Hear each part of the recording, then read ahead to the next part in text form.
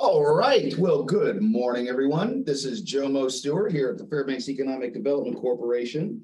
It is Tuesday, April 11th, just to confirm, just after 8 a.m. in the morning, and we're here for this week's installment of the Energy for All Alaska Task Force. Our guests, actually, we have a special twofer today, a little Tuesday double up. We're going to get a nice presentation regarding the UAF Drone Program and their continuing efforts from Dr. Cahill for about the first, say 40, 45 minutes before she has to scurry off for a presentation or a discussion with the FAA, which is part of their big strategic efforts.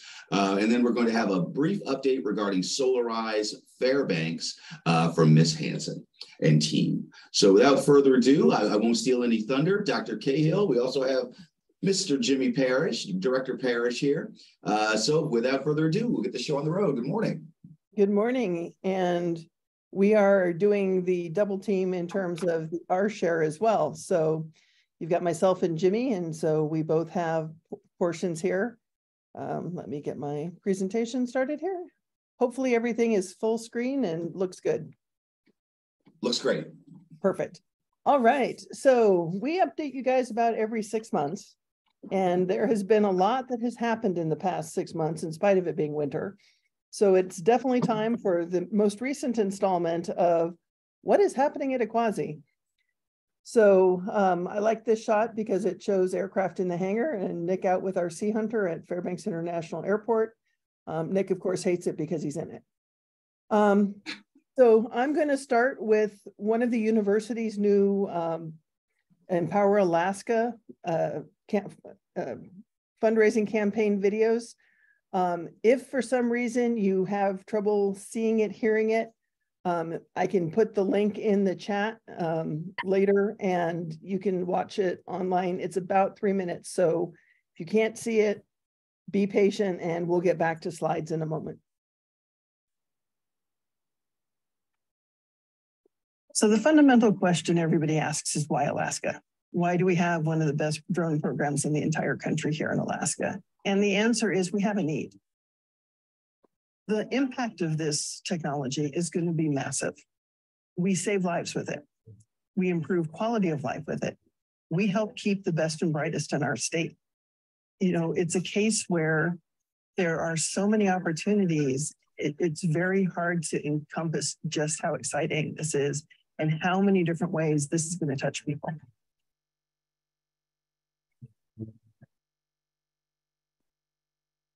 So Aquasi is the University of Alaska Center of Excellence for Unmanned Aircraft Research.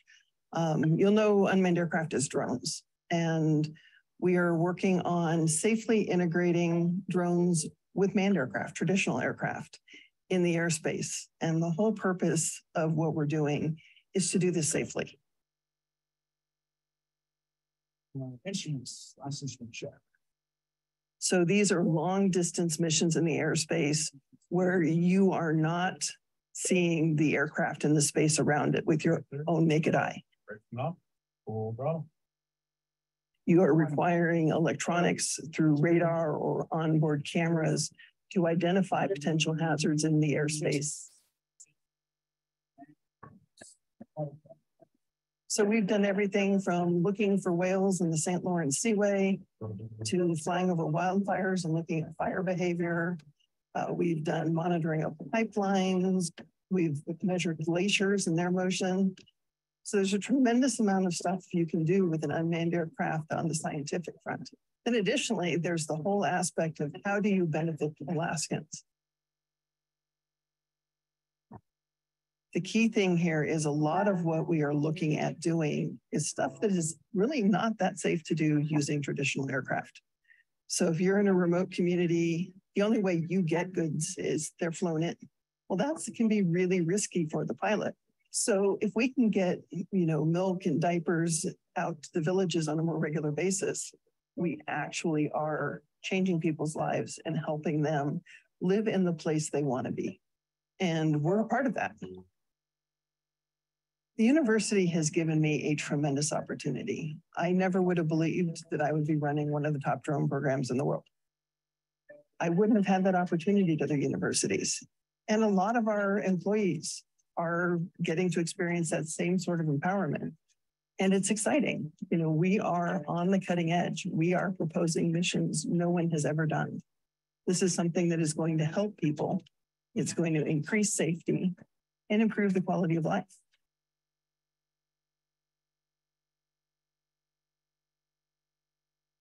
So the fundamental question everybody asks is why? Okay, so that is right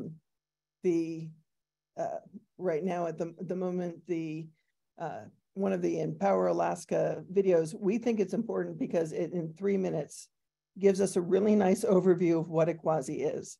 Now, everybody here knows that, but seeing it actually in action with the video makes a difference in terms of people being able to understand some of what we're doing, the size of the aircraft, etc. So I really like that as a synopsis of what we are doing.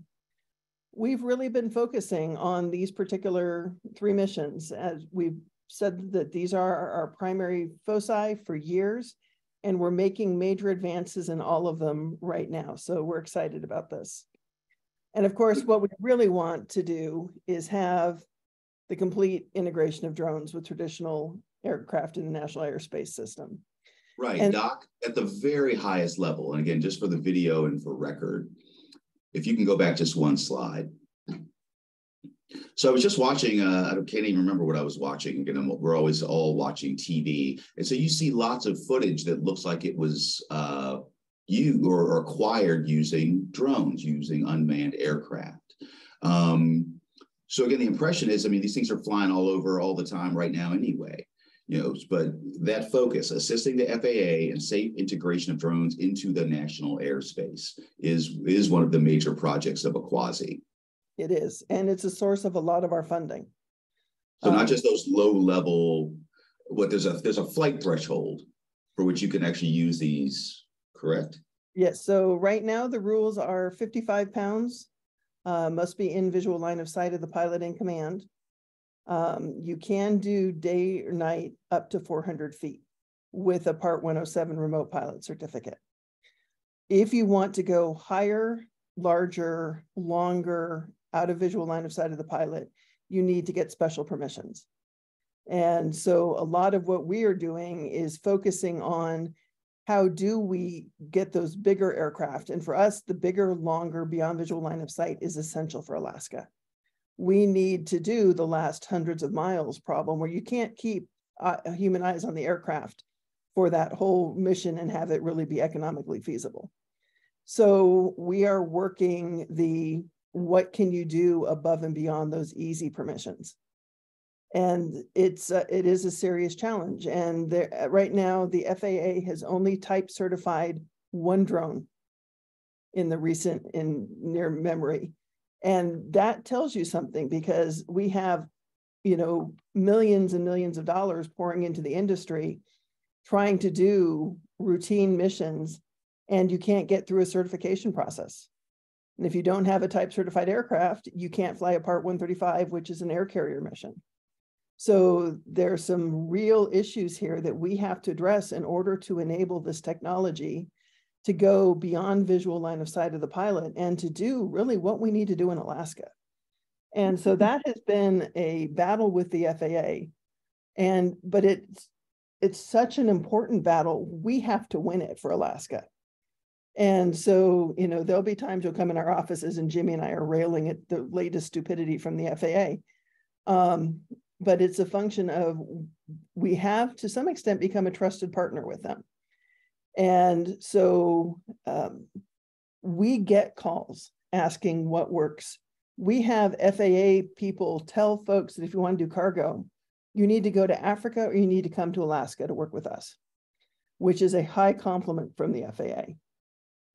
When we did some beyond visual line of sight operations over the Trans-Alaska Pipeline, the first ones that were ever done under that small unmanned aircraft rule, the FAA personnel who were present said if there was a trusted operator program like there is for traditional aircraft, we would be it. So, you know, this is something where by not doing things that are stupid and by trying to be proactive and helping the FAA solve the issues and work out the different components, we have become a trusted partner. And we're in a unique spot because Congress also right now trusts us, because we do try to keep politics out of it. We try to be as agnostic as possible in order to move the whole field forward. So I was asked a week and a half ago I testified in front of the U.S. House of Representatives Transportation and Infrastructure Aviation Subcommittee on drones for the FAA Reauthorization Act.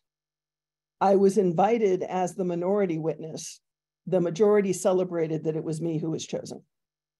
And because I can work both sides and they know I'm going to give it to them straight. And we don't have a dog in the fight. We are not trying to build an aircraft and sell it. We are a public university. We are playing the long game of what's going to benefit the field. And that is a unique place to be, but it is allowing us to lay that groundwork, whether it's legislative text or it is doing a pilot project for the FAA or advising them on safety. We are uniquely suited to move this field forward, and Alaska not having a big ground hazard is a huge aspect of that. The other thing, of course, is we have a lot of general aviation. So when we come up with a solution, it's a real world solution, because we know you can't just go throw it up and let it go. And there are places where people are like, well, under 400 feet, you should be able to just fly and not have detect and avoid on it, and general aviation should just stay out of there. That doesn't work in Alaska. We know that everybody up here flies under 500 feet, and that IFR does not mean instrument flight rules. It means I follow rivers. So, it's a case where, being Alaskans, we're going to defend the Alaskan airspace and the right of our pilots to do, what up here is safe, and, move the field forward with the concept of how does this work in the current right-of-way rules, et cetera. So we really are pushing the FAA in terms of how to do this integration, how to do it safely, and how to do it so that it would work anywhere in the country. Right. I see that we do have a couple of guests who've taken themselves off mute. Dr. Davies, Matt? I'm just listening. Thank you. Okay. Me too. Okay. All right. Well, Doc, again, I'm sorry, I derailed you a little bit. We can proceed.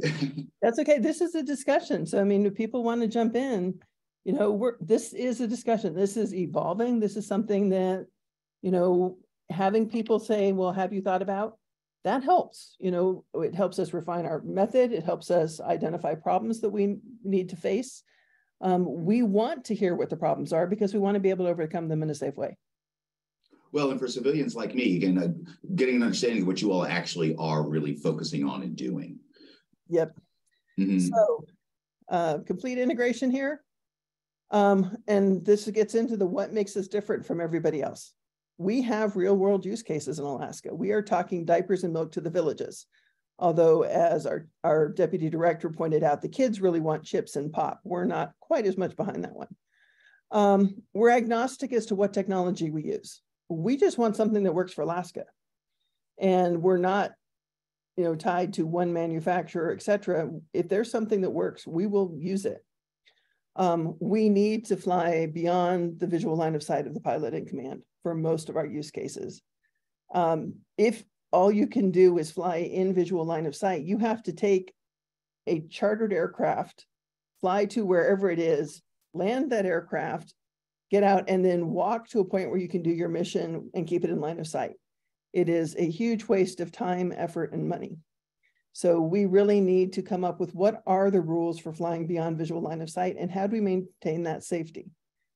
The other thing is we don't fly a box. New York and North Dakota have set up areas that are highly instrumented and you just fly inside that box. The FAA doesn't consider that real because it's a completely communicative airspace. We can't afford to build out that kind of airspace up here. I think somebody said they stopped counting at $11 billion to do some of that instrumentation up here. And it is a case where we don't have that sterilized airspace. We don't have the communicative airspace. We have a lot of general aviation. So we need to come up with a solution that's going to work for everybody. So we were on the FAA's Beyond Visual Line of Sight Aviation Rulemaking Committee. And this was an interesting experience. They were really looking at governing what happens under 400 feet with drones. And we really did have to fight to make sure that people weren't just going to say, oh, we can throw anything in the air under 400 feet and have it be safe. So this actually made us a lot of allies in a bunch of the pilots associations. And, you know, it's something that we have unique cases where we've got places where you can't get a GPS signal because you're in the mountains and no cell phone coverage over a good portion of the state. So we can't fly using some of the traditional navigation systems. Makes it a lot more challenging, and it means that our aircraft has to, in some ways, be a lot more self-sufficient. It's a good Alaskan aircraft. You need to have something on board, so if we lose communications link with that aircraft, the aircraft still will not hit another aircraft, and that's called detect and avoid technology, where you can, the system on board the aircraft using LiDAR or cameras or acoustics can spot another aircraft in the air and autonomously avoid it. That way, you never have a manned-unmanned collision. The other cool thing about this is that technology can be applied to traditional aviation. We have a lot of cases where you have aircraft fly into each other.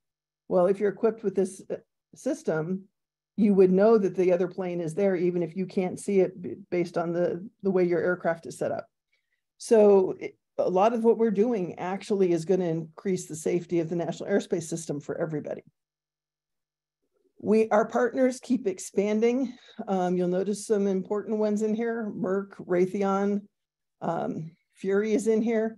We've got a whole range of projects that we are continuing to move forward, and the partners are a major component of that.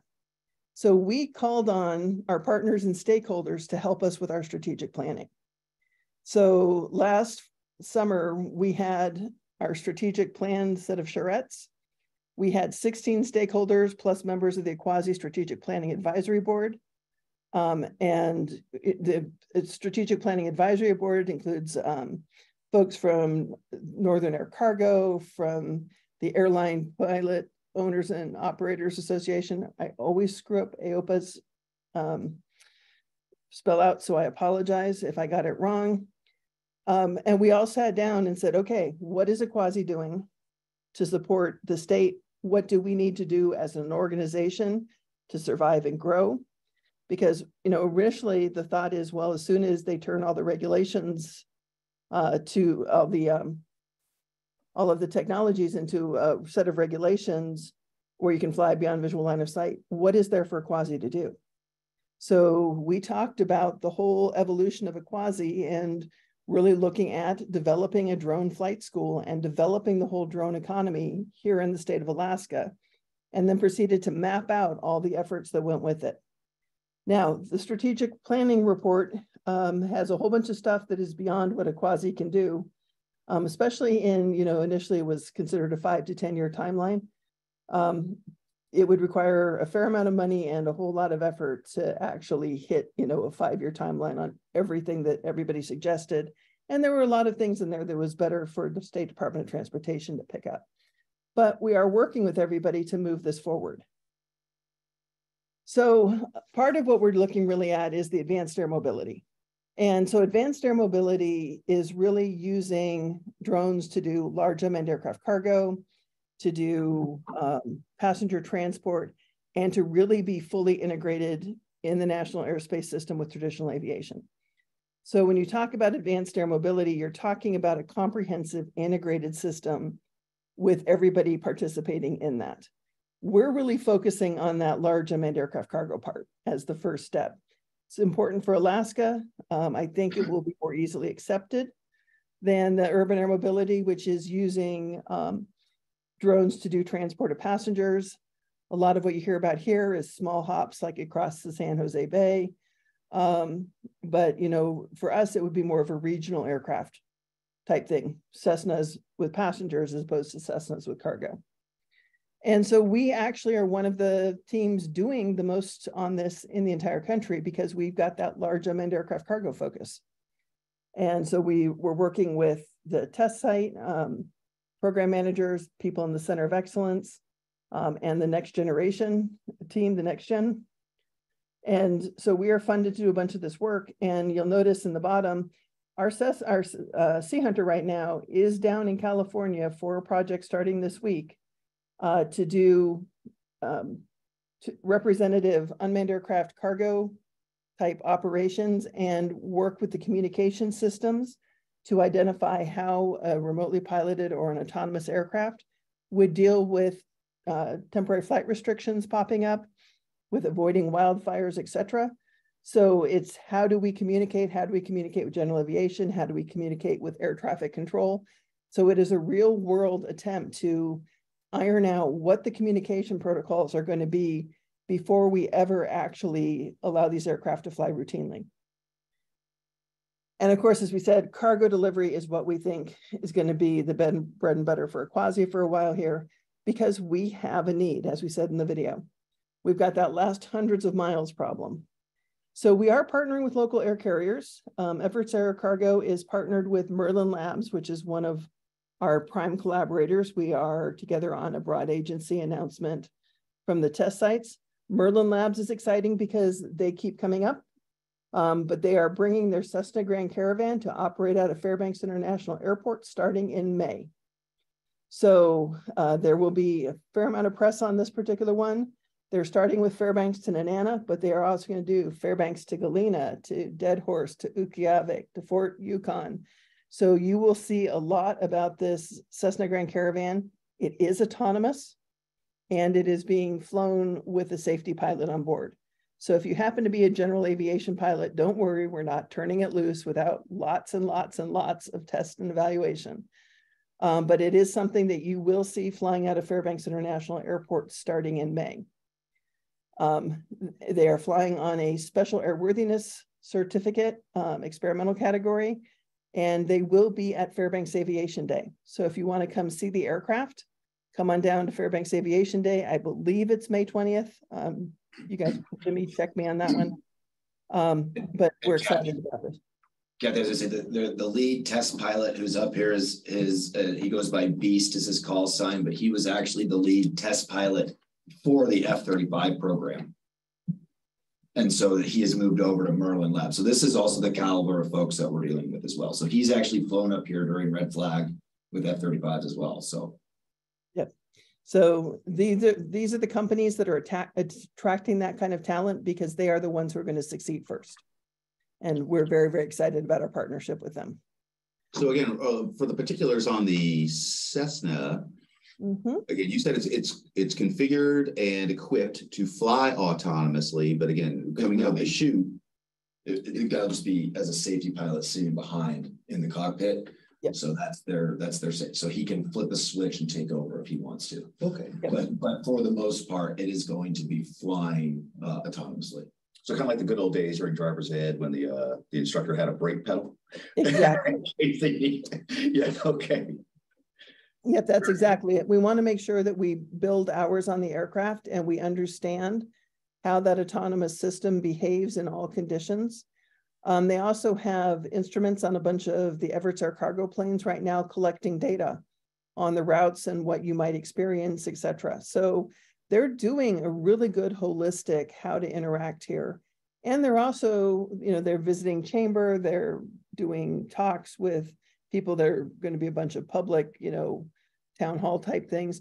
They really are trying to be communicative and understand what some of the issues are. This is a quality team. They're originally out of MIT, but as you heard, they've stolen some of the best and brightest from the US Air Force and other places. So we like this team. They're not going to do anything stupid. So we'll be flying a lot out of Fairbanks International Airport this summer. Part of the goal is to make flying a large drone from Fairbanks International Airport routine. That's what air traffic control wants. They want us to be like any other aircraft. And when we did the operation last May, they said it was seamless. Now we just need to make it routine. So we'll be flying our Sea Hunter off of Fairbanks International Airport to Nenana a lot this summer. We're trying to get information on how routine is that. Now, unlike the Cessna, where you can have a safety pilot on board, Sea Hunter does not have space for a safety pilot. So we will be flying with a chase plane. So don't worry, we still have it in line of sight. And we have the ability to remove it from the airspace if necessary, or to make sure that we take over if something looks a little screwy. So you'll be seeing Sea Hunter operating a lot this year too. She's the 16-foot wingspan twin engine in front. So this is where we're going to be flying. Notice we are not going down the river because we know that's where everybody flies. So our intentional path between Fairbanks and Nenana takes us away from some of the prime flight areas. We're standing at 3. Go ahead. Sorry, Doc. This seems like a particularly good time to be doing this as well. I mean, I've noticed certainly over the last year, frankly, the amount of flyovers, flybys, and touchdowns by the Air Force over Fairbanks International Airport as the number of missions and the number of planes has increased. So this is a good time to not only coordinate with civilian sector, but also with the military sector. Yep, we participate in the meetings between the civilians and the military about airspace in Alaska, the ACMAC. Specifically, so we have that open coordination. We also are talking with the folks at Fort Wainwright and Eielson, so they know what we're doing, and we can help them, they can help us. There are a whole bunch of areas that we have the synergies, and so this is a really nice way to move forward with the military, among other things. So we're working on 3 emerging technologies test ranges. Nenana Municipal Airport will be one, and it's the one that got the bulk of the funding this year. Palmer Municipal Airport and Valdez Airport. And really what we want places for people to test prototype systems and payloads under Alaskan conditions. Each range is going to have an on-site manager, hangar space, test and evaluation equipment, etc. We want Alaskan companies to be able to test in Alaska using the expertise at our test site. We have a lot of experience. As I said, the FAA trusts us, so we want to work with them to really test and evaluate their equipment. And we know people don't want to go a day from home in order to do testing. So spread out where the testing can occur and put it in places that will be representative of the airspace, but not necessarily the most congested airspace.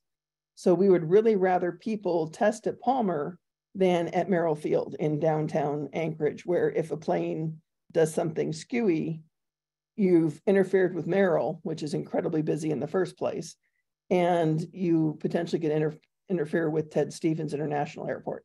So let's get folks testing a little outside of that airspace where it's still an easy day to do the testing, but we are avoiding some of the prime issues.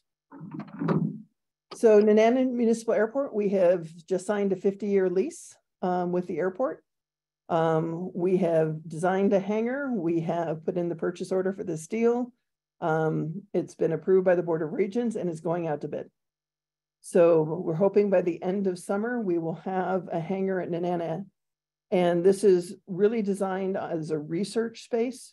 So you fly from Fairbanks to Nenana, you work doing patterns at Nenana. You also are, looking at what you need to turn around air cargo. It allows us to do some testing without interfering with operations at Fairbanks International Airport. So it's a good thing to bring everything together. We are putting in Raytheon radar to assist with this airspace awareness to make sure as we're doing our testing that we are not interfering with general aviation. We know where they are, we can avoid them. This is an important step. This just happened in February. We finally got the permissions that the test site should have been given 10 years ago to assist with test and evaluation. There were all sorts of weird things in terms of public aircraft operations that one particular general counsel in the FAA said, well, once it's no longer prototype aeronautical research, translation, we expect it'll fly safely. We could no longer, as test sites, help the companies build hours on the aircraft that they could then use to certify that their aircraft was airworthy in the airspace. We now have permission to do that and to charge for it. So that is a huge opening for original equipment manufacturers of drones. It's also huge for us in terms of our ability to help folks get to full type certification and to actually get paid to assist with that test and evaluation. This was the first waiver of this type ever granted by the FAA. Our congressional delegation and governor had put some pressure on the FAA 2 years ago, and it took them 2 years and 1.5 months to actually respond appropriately. So we got it, and then, as we know, the first person through the wall gets bloodied. That was us. And then they promptly gave them to, at the moment, 4 of the other 7 test sites. And they're working on the 2 of the other 3, and 1 has a little bit more of a challenge. We're going to be doing some detect and avoid testing along the Trans-Alaska Pipeline. As you know, we had an area that is waivered for us to do beyond visual line of sight operations. But we're going to be getting a vertical takeoff and landing aircraft for infrastructure surveillance and for minor cargo, etc. This will be doing a lot of tests and evaluation. The aircraft has been ordered. It is a Cobalt, and it has the ability to do a lot of these operations without needing a runway. So we can go do a lot of tests and evaluation here and really focus on that infrastructure monitoring.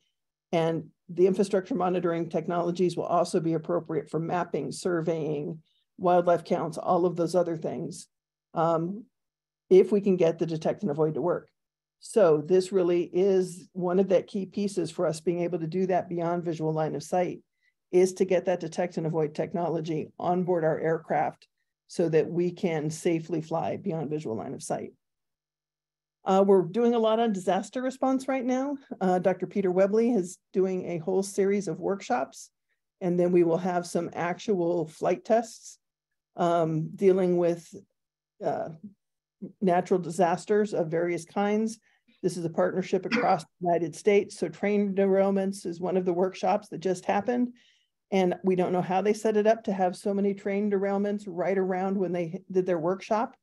But it is a case, so that was being done in Vermont, and we're going to be doing wildfires and hurricanes, tornadoes, earthquakes, the whole litany of different types, oil spill, of various disasters. And how do different agencies come together? Who's got what equipment? How do you communicate? Who's going to be your air boss? So if a disaster occurs, we can leverage all of the different agencies and capabilities together in a seamless whole. So this kind of gets you some exercise working through all of the different components and who's got what responsibility, who's got what assets. So if we have a major earthquake in Anchorage again, we know who has the various assets, how they're going to integrate with the traditional aircraft, what it is potentially we up here could leverage, what DOT has, what FEMA has, the whole works.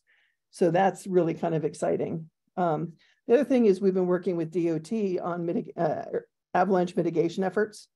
And originally we were doing mapping where we could determine snow depth, which was important for determining avalanche potential. And DOT, with our help, just actually got approval to fly with concussive devices. We're not allowed to call them explosives, and drop those for avalanche mitigation.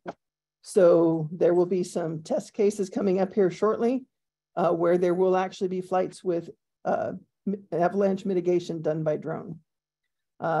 You can target exactly where you want to drop that particular thing.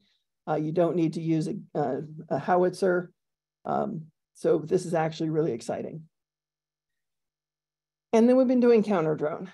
So we entered the realm of counter drone, which is the ability to take down a drone that is operating in a hazardous or unsafe or illegal manner. And only 5 agencies have the authority to do this. And we are working right now with 4 of the 5. We have a request in to work with the 5th through the Arctic Energy Office. It's DOE. But the idea is that we need to test these systems and, are they useful for local law enforcement? What's the impact on navigational aids, first responder communications, and other things to ensure that when we operate them, we are not risking the safety of the national airspace system. And, we're also looking at, can we protect columns of troops, critical infrastructure, pipelines, power lines, etc. So this is a very important realm for us to be working because nobody's doing it in cold temperatures. And we need these systems to be able to operate when it's cold and inverted. And as we all know, the train sounds very different when it's cold and inverted than when it happens to be, you know, sunny and bright and a well-mixed atmosphere. So what is the impact on the different systems of operating in the Arctic? Of course, with Russia being belligerent to our west and drones being used with great efficacy in Ukraine, we need to have this capability here to protect Alaskan infrastructure. We don't want people flying drones in the flight path of the F-35s, for example. Of course, we keep going on our educational fronts. We've been working with UAS in order to get, you know, statewide drone certification, use drones in environmental studies. We're doing outreach to try to create a pipeline of students to come in and get workforce certificates or get, you know, aerospace engineering degrees or cinematography or business, or there's a whole range of operations that you can do using drones. So we want people thinking about that full spectrum. Okay, I really like drones, but I'm a scientist. Well, you can use drones to map, look for critical minerals or vegetative stress or animals or other things. So we want people really looking at this holistically and setting up the workforce that we need. Plus, there are going to be a whole bunch of jobs that you really haven't thought about. You know, right now, if you take cargo into a remote community, the pilot unloads the plane. What happens when there is no pilot? This is talking about jobs at the far end. You need to have people who can unload the aircraft to be able to do weight and balance if they're sending anything back. So there is a whole new workforce here that we need to develop pipelines for in terms of training. So what's next? In the next 6 months, we're going to be assisting partners with flying the first converted Cessna Grand Caravans in Alaska. We're going to be doing our first drone missions between Fairbanks and Nenana. We're going to do a lot of that for detect and avoid testing. We're also going to do it over the Trans-Alaska Pipeline. We are doing counter-drone campaigns. We've already had a couple at the university, and we're going to be doing some actual mitigation instead of just detect, track, identify, but we'll do the actual final step here probably in January. Needless to say, this will be fun. We get to blow them out of the sky, hack them, jam them, all those things we can't do. Needless to say, that's probably not happening on campus. We will be developing metrics for really looking at the economic development here. We're working with ICER to really quantify this and what it means for the Alaskan economy. We're working hard with State Alaska Department of Transportation and Public Facilities to get everything integrated. And of course, we're going to continue our STEM outreach across Alaska. So legislators, thank you very much. We got $10 million from the state of Alaska FY23 budget, and we have done a lot with this. We've got the hangar being set up in Nenana. We are hiring faculty and instructors for, you know, workforce development through CTC and through engineering. We are working with ICER on the economics statewide for drones in Alaska. We've been building up the 3 emerging technologies test ranges. Nenana's getting the bulk of the infrastructure money this year, but we are looking at, we've already identified hangar space in Palmer. Valdez is a little bit trickier, but we are working it. My cursor suddenly didn't work. We are doing that detect and avoid testing to do that beyond visual line of sight that we need for here in Alaska. We just purchased our large vertical takeoff and landing drone. Hopefully it'll arrive in the not too distant future. And we are doing a global autonomous systems conference in Anchorage, August 9th through 11th. It's Trailblazing Autonomous Paths for a New World Economy. We welcome everybody for it. And my final slide actually is the shout out for if you want to come up and participate. We've got an FY24 request in to continue everything that we have been doing and to really highlight bringing students in, get high school students in the door, get them certified to either be drone operators or to be, you know, our next generation of scientists and engineers and aircraft builders. So this continues what we're doing. And so really, we're hoping that we will continue to lead the way as a safe integration of drones into the national airspace system here. As we've said before, we are going to pioneer a lot of this. And it's going to be the large aircraft, it's going to be longer distances, it's going to be higher in the atmosphere. Anything we develop is going to be transferred to Alaskan communities. You know, we cannot compete with commercial industry here in Alaska. Our job is to facilitate, and that is something we take very seriously. And we really want to make sure that we're doing the educational component. We are the university. This is what we should be doing. So we're going to lead the way. We are certain of this, and we appreciate all the support we have gotten from everybody on this call, the people of Fairbanks and the people of the state, especially, you know, the legislature, the governor's office, the people who right now are seeing what the potential is and the good things we can do. So with that, I'm going to ask if there are any questions and leave up our announcement for the Global Autonomous Systems Conference. If you know of any great speakers that you think we should have, please shoot their names our direction. We're finalizing the schedule right now. We've got some really good folks who are coming. So thank you all for your attention. And I will have to run here close to 9, and I know Jamie needs to talk first. But this is something where if there are additional questions, Jimmy is in the room and can help. All right, well, we do have a moment, and I do see that Doug Isaacson has taken himself off mute. Doug, you have a question? Yes, thanks. Real quick, Cathy, great presentation. I heard that one part, I came in a little bit late, about a detect system for autonomous or other aircraft under 500 feet. What is that system that you're talking about? And is that fully deployed, or is that something under development? So Doug, that is a detect and avoid solution. So it could work on aircraft no matter what altitude they are in the atmosphere, and also on manned aircraft in addition to drones. We are developing systems in the field of drones. So we personally are doing a bunch of testing of different people's systems. And some of them are radar, some of them are acoustic, some of them are camera, some of them are layered, which is what I prefer, because something may have a very small radar cross section, but be quite obvious on a camera, think an ultralight. And so it's a case where the technology isn't 100% there yet.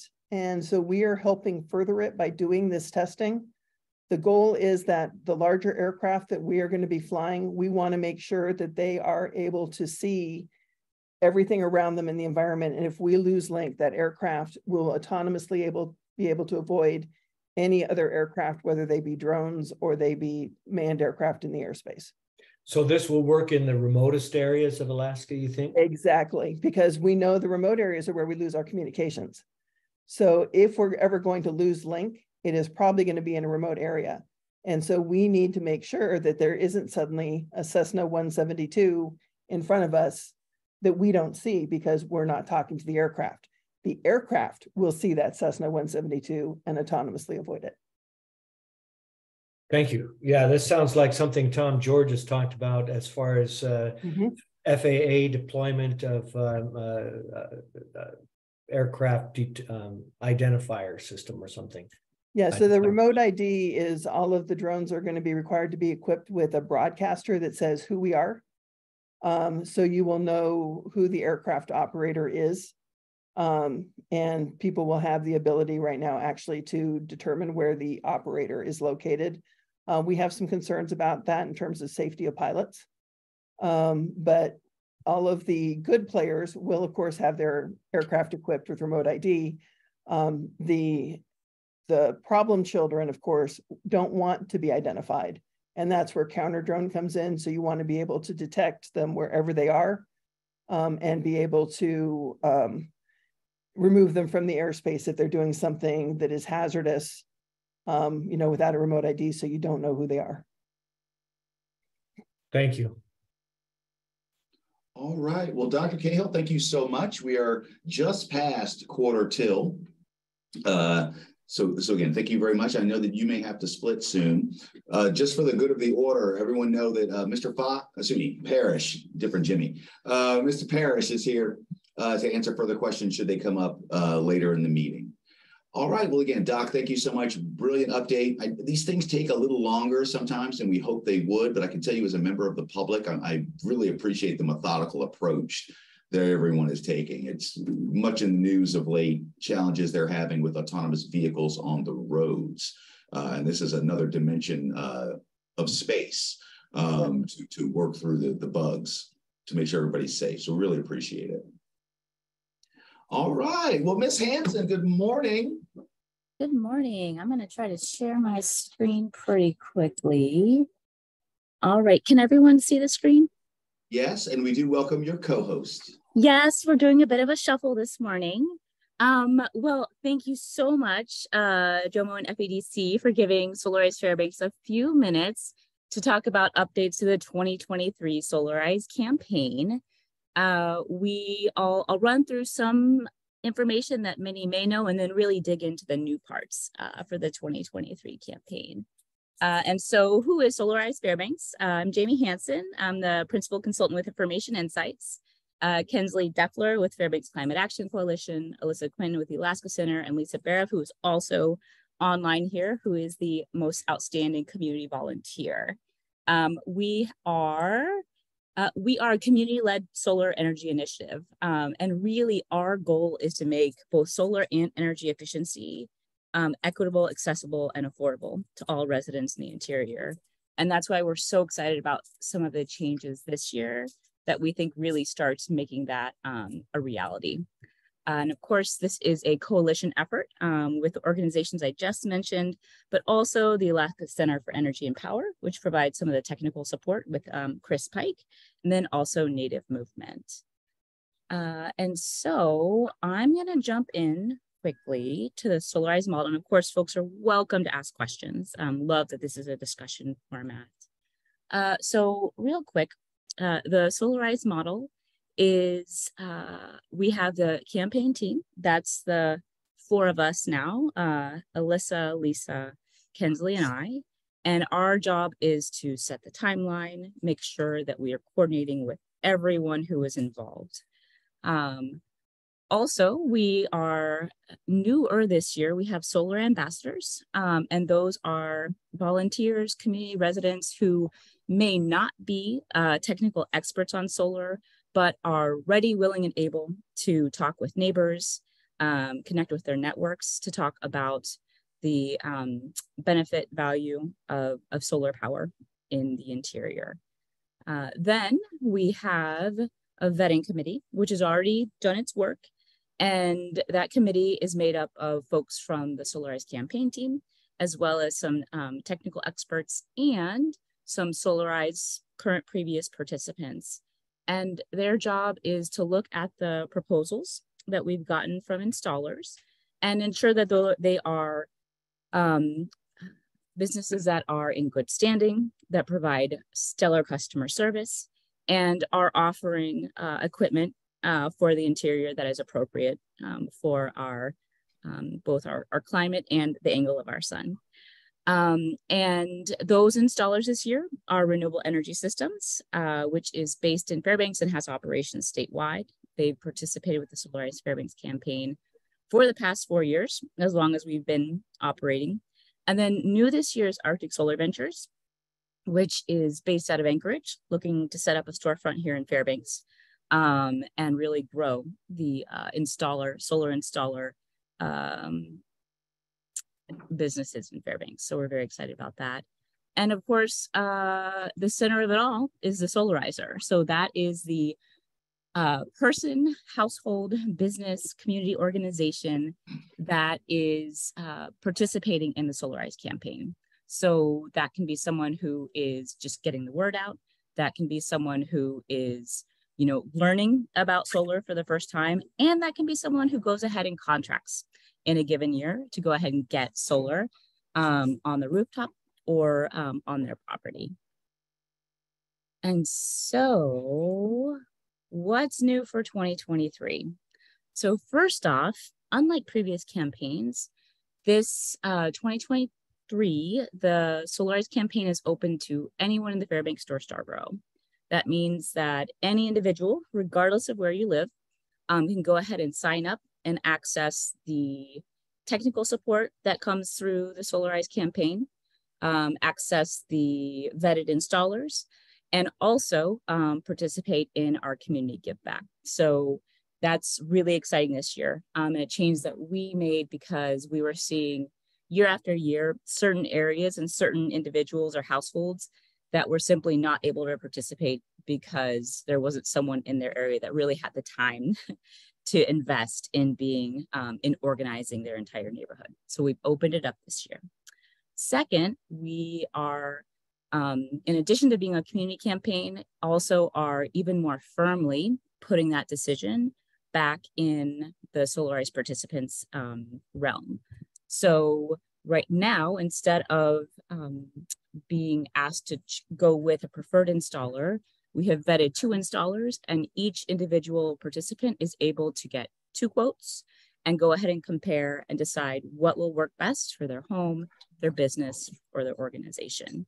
And we strongly encourage folks, if able, to get both those quotes so that they can go ahead and review and really make a decision about what's right for them. And another really important element is the 5% give back pledge, and that's from installers. And each installer, so both Arctic Solar Ventures and Renewable Energy Systems, have pledged to donate 5% back of that total kilowatts installed through the campaign as a free or low cost solar PV install. And that would be on household or organizations that is in our community and also selected by our community. And we've done a version of this in 2021, and we're hoping that this will be a much more robust give back campaign. And so, you know, what we kind of based on that, and there's even more, but what we've really been working for is to amplify that individual decision making, but also connect it to that community give back. So you can be part of a community campaign, but make the decision that's right for your home, business, or community organization. And then I want, and this is why I was really trying to get Jomo's attention. There are, in addition to all of that, with the Solarize campaign, we have competitive retail rates that both installers have committed to. And there are some new expanded federal incentives that make going solar even less expensive and have an even better return on investment. One of those is that 30% tax credit, which had actually hadn't sunsetted, but had reduced significantly over the past few years. That's back at 30%. So that means that, you know, for whatever your tax liability is, you will go ahead and get 30% of your investment. Say you decide to install in 2023, and when you're doing your taxes in 2024, you will get 30% of that back if you have the tax, if you have that amount put in taxes. If you don't have it in a given year, then it can be separated over a couple of years. Another, and this is, oh yes, go ahead, Jomo. Oh, I was going to say we actually have a nibble right here at the table. So can we just make sure that this gets sent out? Or can you forward it over to me so I can send it out? Absolutely, and it gets even better. Okay, yeah. Also, oh, but there's more. Brand new folks, and this is because of the I'm forgetting the IRA. There is now 30% direct pay. So what does this mean? It means that organizations that were never eligible for this 30% tax credit because they didn't pay taxes are now eligible for a direct pay option from the federal government. So that's tax exempt organizations. We're talking nonprofits, charities, universities. That's government entities, tribal, state, local, and public schools. And that's also our electric cooperative. So all of these entities are now able to access that 30% tax credit via direct pay. I will say this is new. And so before anyone sort of commits, you should definitely talk to your tax professional to figure out what you need to do to ensure that you are taking the correct steps to go ahead and access that direct pay. Also available is the U.S. Department of Agriculture REAP grant. And I'm just gonna, this is particular for small businesses in Fairbanks. Actually, It's available for any small business in Alaska, except for those that are in the municipality of Anchorage. You have to be in a rural area. And so all businesses that are paying taxes are eligible for that 30% tax credit. They are also now eligible for a grant that would cover 50% of the solar PV system and install, which means that small businesses are eligible for an 80% reimbursement of the cost of the solar system and the install. And that is brand new as of March 31, 2023. And so that's enormous. And the REAP grant is a competitive grant. Alaska has not always done a great job actually of using up all the funds that have been designated for Alaska. And also this year, I just saw there's an email across all states, there's now $1 billion available for this program. And I talked with Misty Hull, who's out in Palmer. She's the state energy coordinator with the USDA Rural Development Office for Alaska. And she said they don't know exactly how much is coming to Alaska for this year, but is substantially higher than the previous year. So we're talking about a 50% grant for 2 small businesses for solar PV, also for energy efficiency. There's heat pumps. So it really runs the gamut. I'm focusing on solar here. But that is currently available. And I've put the contact information in terms of the website. You can always send us emails asking for more information. And then I did ask Misty, I said, Misty, is okay if I put your contact information? I want to make sure everyone in Fairbanks knows exactly who to contact. And she said, yes. So she's hopefully going to have some more help in the next couple of months. But right now, Misty is the person to contact if you have questions, especially if you're pretty serious about seeing if this will work for your business. And so that's, yeah. Oh, we have one question in the chat box, Jamie. Do you know off the top of your head what qualifies as a small business? Such a good question. It depends. So it's the Small Business Development Administration's definition. And so depending on sort of what your NAICS code is, right, what line of industry you're in, it's either like number of employees or kind of the amount of revenue in a given year. I will say you can really quickly go and check that online. In our work, our firm does this work in the energy efficiency realm. It is very rare to find a business in Alaska that does not count in that small business category. So I would say, assume that you're probably eligible, and then you can go online and double check that. You can also talk to Misty to confirm that. Including some quite substantially sized businesses, you know, for our locality. Exactly. Oh. Right. Okay, and it looks like Lisa Slava, thank you, Ms. Slava, has put a little note in the chat. Okay, I see we have, looks like what is those QR codes on the next slide? Yeah, so for anyone who is interested in participating in the Solarize campaign, you can use that QR code. I'll also put the actual link in the chat. And most important is we would love help getting the word out. The contract deadline is Memorial Day, which means that it's best for folks to go ahead and sign up ASAP so that you have time to get a quote, review the quote, and see if this is something that you want to do this year.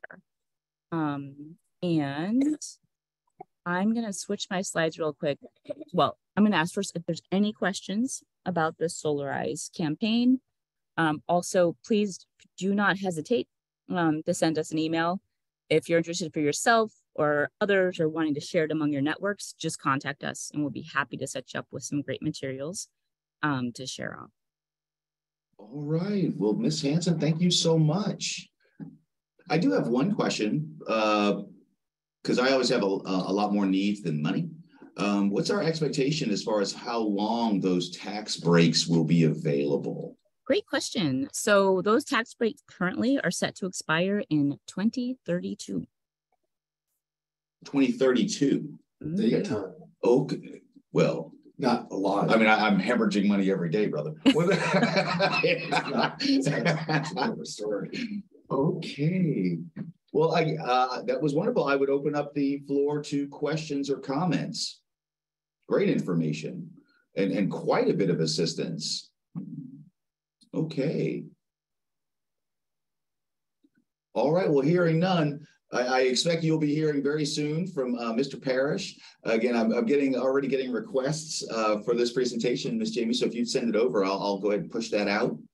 And that's all we have for today. We do have a couple of minutes, though. It looks like Jamie might have a little extra time. I know Jimmy's here and has a moment. Do we have questions regarding either one of the presentations, either unmanned aerial vehicles, unpersoned aerial vehicles at the moment, or the enhanced Solarize campaign?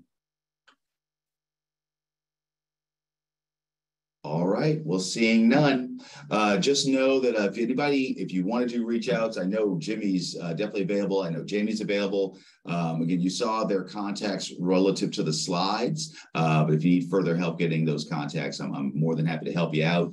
I don't want to encourage bad behavior, but kid, you just made my day.